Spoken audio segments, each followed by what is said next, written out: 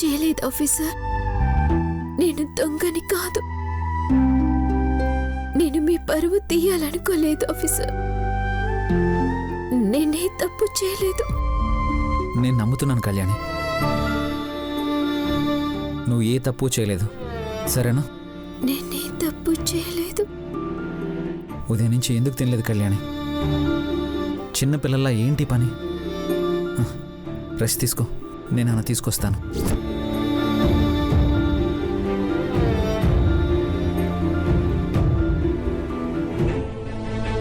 అమ్మా, కళ్యాణికి తినిపించడానికి ఏముంది? ఏమైనా చేసావా? ఏంట్రా దానికోసం నీ హడావిడి? అరే ఏంటమ్మా అలా అంటావు? మరి ఇంకేమనాలరా? నీ ముందు ఎలా నటిస్తే నువ్వు కరిగిపోతావో వాళ్ళకి తెలుసు కాబట్టే ఇలా నాటకాలు ఆడుతున్నారు. అది దొంగరా, డబ్బులు కాజేసిందని నీకు తెలిసింది కాబట్టి ఏవి తినకుండా నాటకం ఆడింది. అమ్మా అరవకు, జరిగిందేదో జరిగిపోయింది, వదిలే.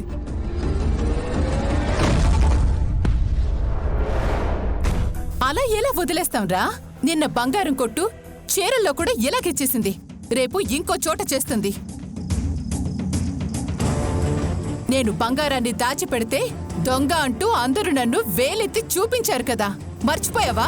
నాకు ఇంకా గుర్తుంది.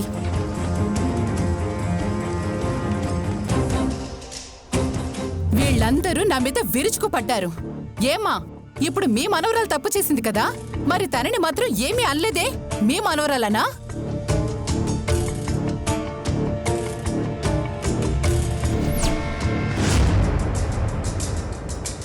నా మనవరాలు తప్పు చెయ్యదు. అమ్మా, కోపంలో కళ్యాణిని అనేశాను గాని తన అన్న దగ్గర నుండి నాకే ఏదోలా ఉంది. తను తప్పు చేసే రకం కాదమ్మా, లేని దానికోసం ఆరాటపడేది కాదు. నాకు తెలుసురా, అది కన్నీళ్లు పెట్టుకోగాని కరిగిపోతావని. అందుకే నీ పిచ్చి నమ్మకాన్ని పోగొట్టి నిజమేంటో, అసలు కళ్యాణి రంగేంటో నీకు తెలిసేలా చేస్తాను. ఆ బంగారపు షాపు సేటుకి కబురు పెట్టాను, వస్తాడు.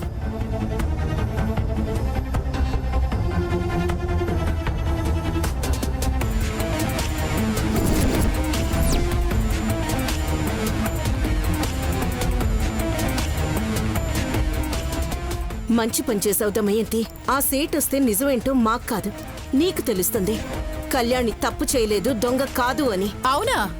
సరే అయితే ఒకవేళ సేట్ వచ్చి కళ్యాణిని ఇదంతా చేసింది అని చెప్తే ఏం చేస్తారు?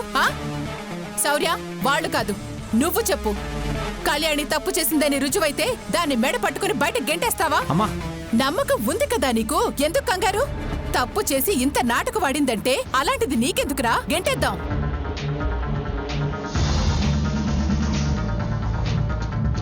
పోయి ఏ బావిలో అయినా దూకుతుందో లేకపోతే ఆ ఇంటికి వెళ్తుందో మనకు అనవసరం.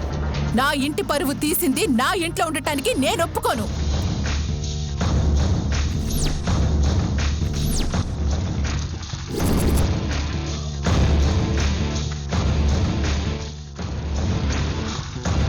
శౌర్య కాదు, నేను ఒప్పుకుంటున్నాను దమయంతి. నా కూతురు తప్పు చేసింది అని సేట్ చెప్తే కళ్యాణిని నేనే మా ఇంటికి తీసుకొచ్చేస్తాను. శబాష్! తప్పు చేసి కూడా తప్పు చెయ్యలేదు అని ఎంత బాగా నొక్కి వక్కాణిస్తున్నారో చూసావా శౌర్య? చేయలేదంటుంటే ఏంటి నువ్వు? మీకేం తెలుసండి? వాళ్ళు తప్పు చేశారని సేటు రాకముందే మీకు నిరూపించగలను. ఇంతలా బుకాయిస్తున్న అనుపమ కూడా ఈ దొంగతనంలో భాగస్వామి. నిరూపించు. బాజీ, అమ్మగారు, అనుపమ కళ్యాణిలు నీకెన్ని లక్షలు ఇచ్చారా?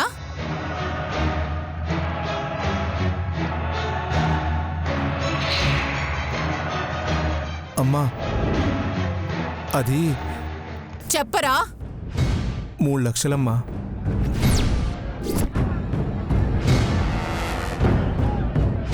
సేటుకి కట్టమని నువ్వు కళ్యాణికి ఇచ్చింది కూడా 3 లక్షలే కదా శౌర్య? మరి ఇంకే అర్థమైపోలేదా? ఇంట్లో ఎవ్వరికైనా తెలుసా బాజీకి వడ్డీకి అనుపమ కళ్యాణిలు 3 లక్షల డబ్బిచ్చారని? అమ్మా, అనుపమమ్మ వాళ్ళు నాకు డబ్బులిచ్చిన మాట నిజమే, కానీ వడ్డీ కాదమ్మా. కొన్ని రోజులు దాచమనిచ్చిందా? మా అమ్మకు ఆరోగ్యం బాలేదని చెప్పాను కదమ్మా. వైద్యానికి 3 లక్షలు అవసరం అని అడిగితే ఇచ్చారమ్మా. మళ్ళీ తిరిగి ఇవ్వాల్సిన అవసరం లేదన్నారమ్మా. అంత గొప్పవాళ్ళమ్మా అనుపమమ్మ వాళ్ళు.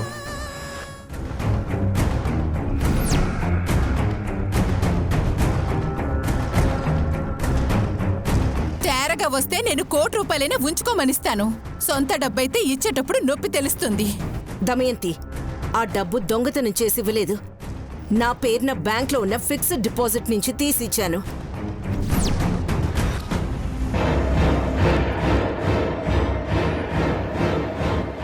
బాజీ ఎప్పటినుండో మన ఇంట్లోనే ఉంటున్నాడు. మన క్షేమం కోరుకునేవాడు. ఆ డబ్బు తిరిగి ఇవ్వద్దని నేనే చెప్పాను. అమ్మ వాళ్ళని అడిగి మళ్ళీ ఇబ్బంది పెట్టడం దేనికని నేనే కళ్యాణితో ఇప్పించాను.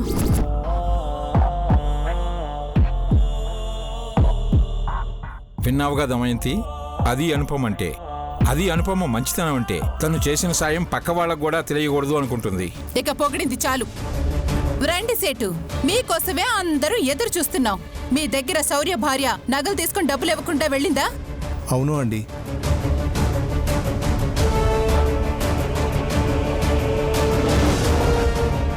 పేరేంటి?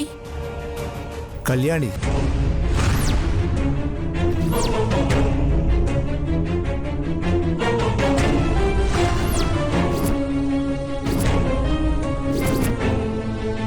విన్నారుగా అందరూ? ఇప్పుడైనా నమ్ముతారా అమ్మా? నీ ముద్దుల మనవరాలు అనుపమకి దత్తపుత్రిక కళ్యాణి గారే 3 లక్షల సేటుకి యగనామం పెట్టి వెళ్లారంట.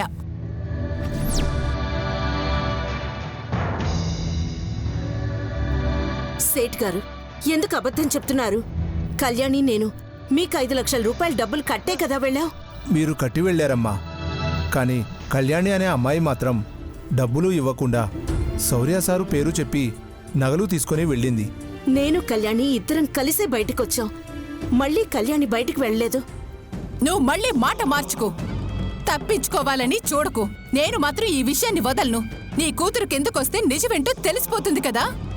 ఏ కళ్యాణి, కళ్యాణి అమ్మా, రా కిందకి. అమ్మా తనకి హెల్త్ బాలేదమ్మా, వదిలి. కళ్యాణి రా కిందకి.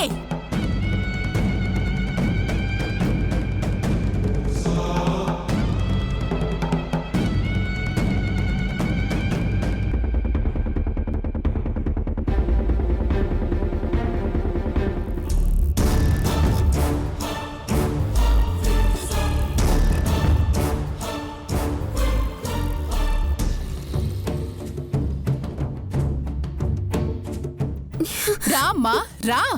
నీ దర్శనం కోసమే ఎదురు చూస్తున్నాం. సేట్ గారు, ఈ అమ్మాయే కదా మీ దగ్గర 3 లక్షలు మోసం చేసింది?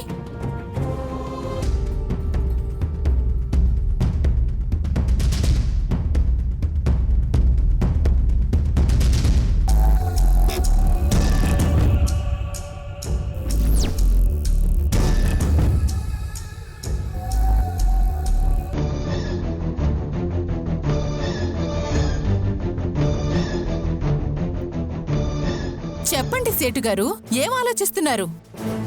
ఇదే అని చెప్పండి. నిజం చెప్పండి. మీరు చెప్పే నిజం మీద ఓ ఆడపిల్ల జీవితం ఆధారపడింది. సెంటిమెంటుతో కొట్టకు. మీరు చెప్పండి. ఈ అమ్మాయి కాదండి.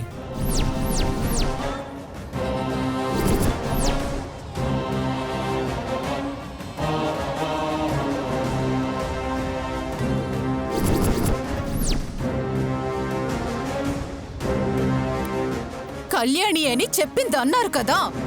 అదే పేరు చెప్పింది, కానీ ఈ అమ్మాయి కాదు.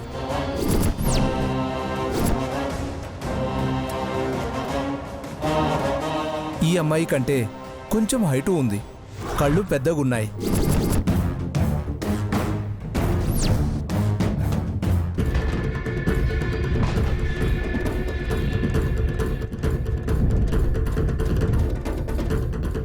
సరిగ్గా చూడండి సేటు గారు, ఇదే అది.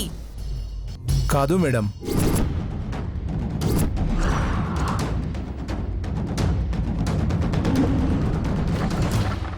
దమయంతి, కాదని చెప్తున్నారు కదా, ఇప్పటికైనా అర్థం కాలేదా? సేటు చెప్పిన పోలికలు సంపదకున్నాయని తెలియట్లేదా? సంపద అలా చేసి కావాలని కళ్యాణి పేరు చెప్పింది.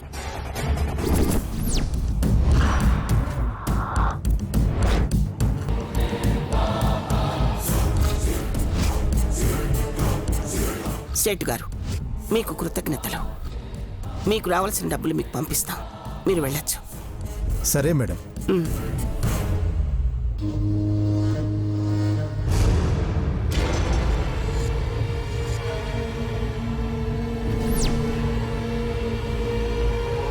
ఇప్పటికైనా అర్థమైందా దమయంతి?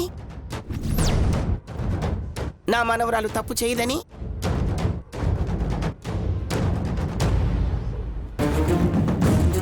ఇందాక అనుపమతో ఏదో అన్నావుగా, తప్పు చేసిందని నిరూపిస్తే బయట గెంటేస్తానని. ఇప్పుడేమంటావు?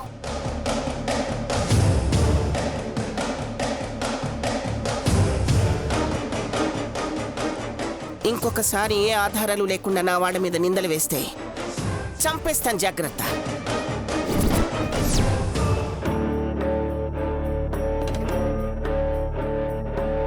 శౌర్య, కళ్యాణి జాగ్రత్త. అలాగే అమ్మమ్మ. కళ్యాణి పద.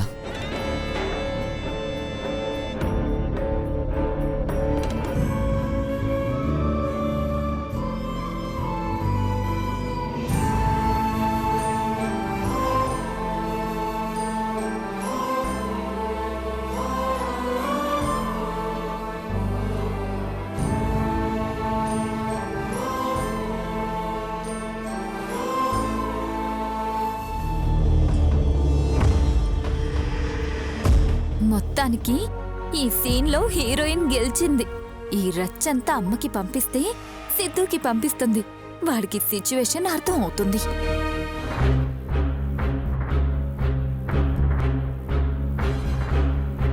సిద్ధు, ఇక్కడున్నావా? ఏంటమ్మా? నీకు బాగా ఆనందం కలిగించే విషయం ఏంది? మ్యాటర్ ఏంటో చెప్పమ్మా. నీ జీవితాన్ని నాశనం చేస్తున్న కళ్యాణి ఆడ ఏడొస్తుందిరా. కావాలంటే చూడు, అక్క వీడియో పంపించింది.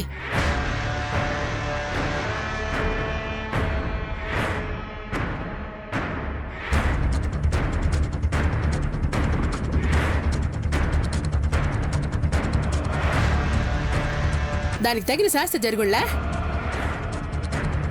లేదమ్మా, తనకది సరిపోదమ్మా. ఆ కళ్యాణ్ ఇంకా ఇంకా ఏడవాలి. ఆ శౌర్య గాడికి మనశ్శాంతి లేకుండా చేయాలమ్మా. అసలు ఆ ఇంట్లో ఎవ్వరికీ ఆనందం లేకుండా చేయాలి. రేయ్, పగలు ప్రతీకారాలు మన శత్రువుకి మనం అందరంత ఎత్తులో ఉన్నప్పుడు మాత్రమే తీర్చుకోవాలా. అసలే ఇప్పుడు నీ పరిస్థితి బాగోలేదు. ఇలాంటి పరిస్థితుల్లో ముందు నువ్వు లైఫ్లో సెటిల్ అవ్వాలరా. ఇప్పటికిప్పుడు ఎలా సెటిల్ అవుతానమ్మా? నువ్వు అనుకో, అయిపోతాది. ఏందిరా అటు చూస్తుండావు? నిజమే నేను చెప్పేది. నువ్వు ఇప్పటికైనా మనసు మార్చుకుని ఆ మహాలక్ష్మి లైన్లో పెట్టుకో. దాని మెళ్ళ 3 ముళ్ళెయ్యి. నీ జాతకం కాస్త మహర్జాతకం అయిపోతుళ్లే. ఆ దరిద్రపు గొట్టు సంపదను వదిలేయి. నీకంటూ ఒక కుటుంబం ఉంటుంది. దాంతో తిరిగితే నువ్వు నీ చావుని అంట పెట్టుకుని తిరిగినట్టు అవుతుళ్లే.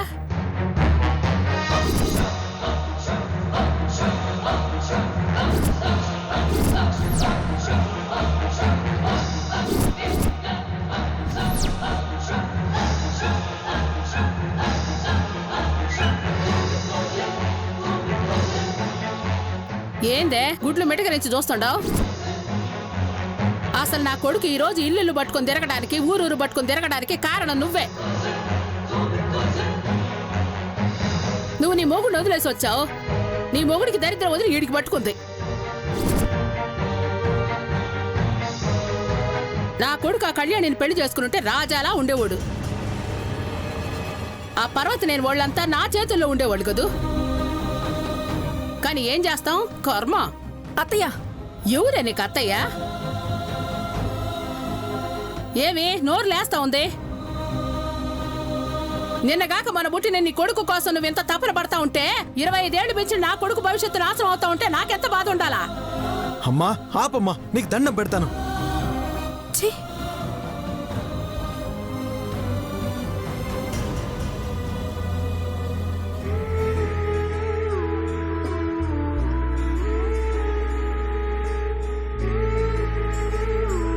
కళ్యాణి, కళ్యాణి ఆఫీసర్, లే తిందు కానీ.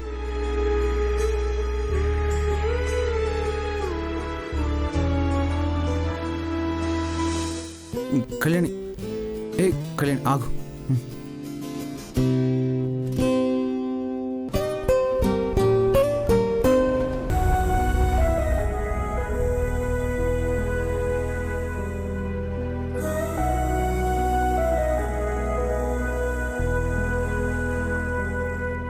నువ్వు మొండిదానివని తెలుసు కానీ మరీ ఇంతలా అనుకోలేదు. ఆను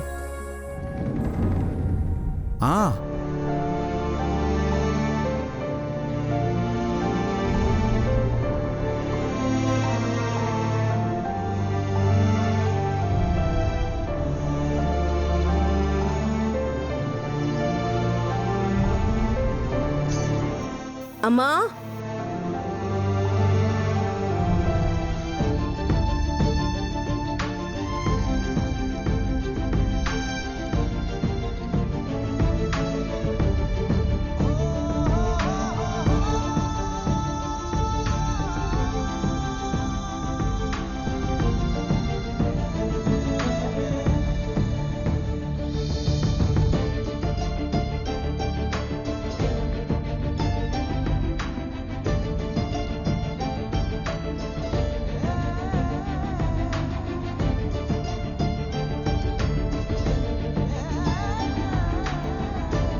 ఒకవేళ నువ్వు సీటుకి డబ్బులు ఇవ్వకుండా ఖర్చు పెట్టుకున్నా నేనేమనుకునేవాడిని కాదు.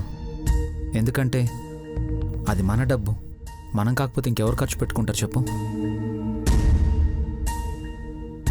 కాకపోతే నాకు నువ్వు చెప్పకుండా వేరే ఎవరో చెప్పారన్న కోపంతో నిన్ను నేను అలా అడిగేశాను. తప్పు నాదే, శిక్ష నాకే వేయాలి. కానీ నువ్వు మాత్రం నీకు వేసుకున్నావు. కాబట్టి నువ్వు ఇప్పుడు నాకు శిక్ష వేయాలి.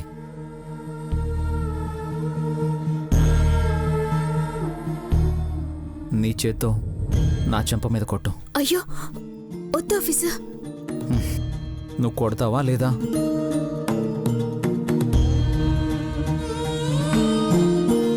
అయితే ఈ రోజు నుండి నేను నీతో మాట్లాడను, లైఫ్ లాంగ్.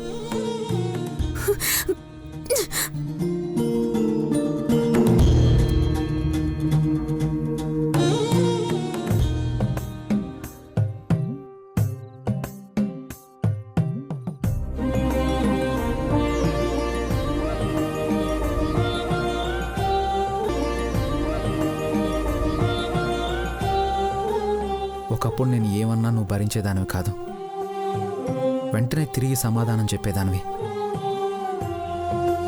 మనసుకు తీసుకునేదానివే కాదు, ఇలా అలిగి తినకుండా ఉండేదానివి కాదు. ఇప్పుడెందుకు ఇలా అన్నం మీద అలిగావు? ఒకప్పుడు ఆఫీసర్కి నా మీద జాలి, కోపం మాత్రమే ఉండేవి.